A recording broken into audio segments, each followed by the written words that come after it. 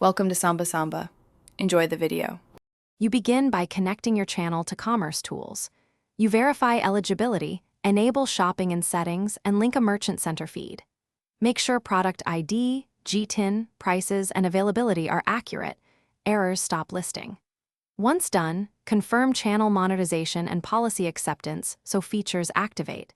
You should use a clear, consistent SKU system to avoid mismatches. This step prevents rejection later and creates a foundation for live product tagging and shelf displays while saving time during content setup. Now you integrate products into content.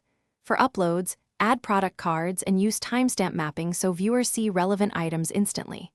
For live streams, enable live shopping tags and rehearse adding products midstream. Latency can affect visibility. Optimize titles, descriptions, and thumbnails to match product metadata so search and recommendations align.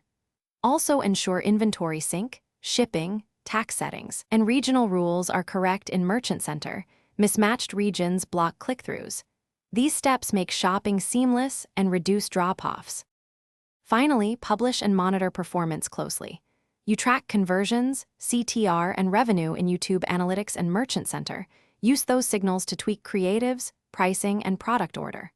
Run quick A/B tests on thumbnails and featured products to increase clicks. If something breaks, investigate feed errors, policy flags, and regional availability immediately. A single GTIN or policy rejection can hide listings. When fixed, resubmit the feed and resync inventory. One troubleshooting tip: clear cached metadata and Thanks for watching. Consider subscribing if we helped you.